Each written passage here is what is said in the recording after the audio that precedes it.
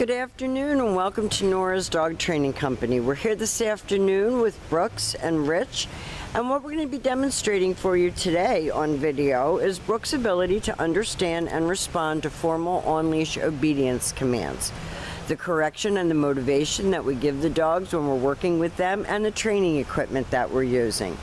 Rich is using a regular 6-foot web training leash, and he keeps the bulk of the leash folded neatly in his right hand. That leaves his left hand free to give any correction that's needed, and the correction that we give here at school is a little tug and release on the training collar, and that is the second piece of equipment that we're using. Brooks is going to come home with several different training collars, and I'm going to be teaching you how to use them properly during your follow-up training session. Now, Brooks is sitting very nicely at Rich's left, which is where all of our obedience training is done. And the first exercise that we're going to demonstrate for you is heeling. Heeling is proper leash walking. It's probably one of the most important exercises for my city dwellers, and the command is Brooks heel. Now, heeling is proper leash walking, and by that we mean that the dog does not pass your left leg. He does not have free leash to lunge out, to forge ahead.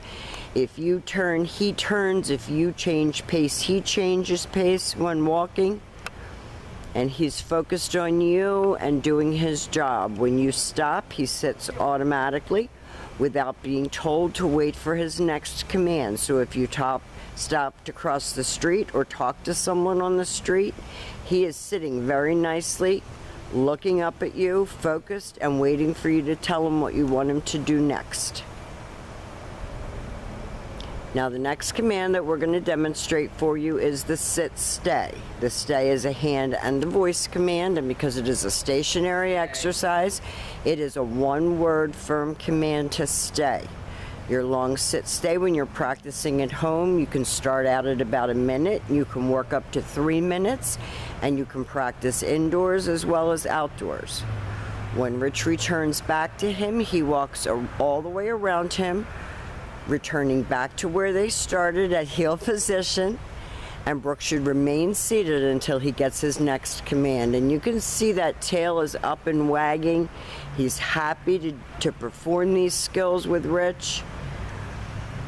He's very, very intelligent, and he likes pleasing you. Nice automatic sit. Rich leaves him in another sit-stay.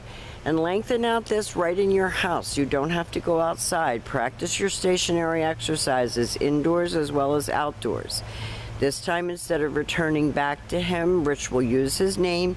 He lightens his tone of voice, and he's going to call him.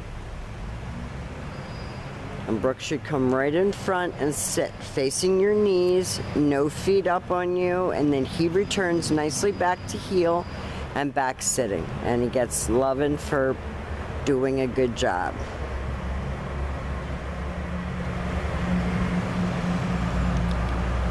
He's not being food motivated. We're not giving him treats like with some of the younger puppies. We need to do that.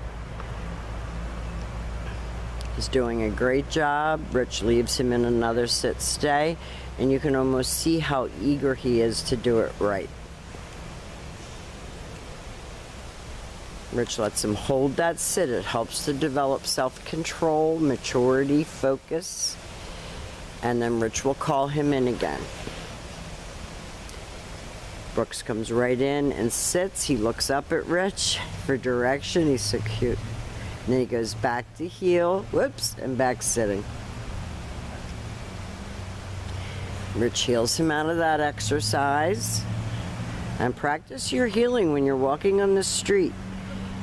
People say, does my dog have to heel all the time? Yes, if you're walking with him, all heeling is not dragging you down the street and being under control.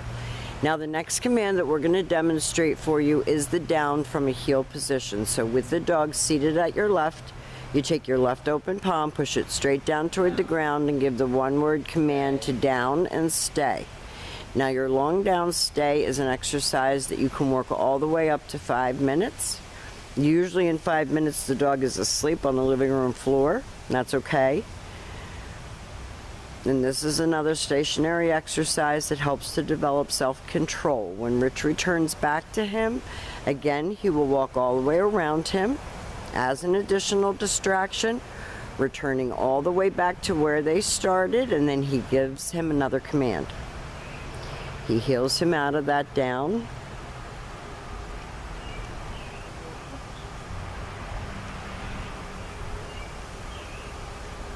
And the only time Rich puts any tension on that leash is with a little tug and let go if Brooks isn't behaving properly. He gives him another down command, another stay. You heard Rich say no, and that's because he was sniffing the ground, and there's no sniffing on your down stay. And this time Rich will call him out of that. Brooks comes right in and sits. And then he goes back to heel and back sitting. Good job, bud. Now the very last command that we're going to demonstrate for you is going to be your down from a distance. This is the harder of the down commands because you're not right next to your dog. So always have your dog seated before you attempt to put him into a down. Rich leaves him in a sit stay. He walks out and turns to face him, and then he gives him the down from a distance. And we're all watching the airplane. Now we have demonstrated for you all of Brooks' formal on-leash obedience commands. We'll be going over some other things when I come on Sunday and bring him home to you.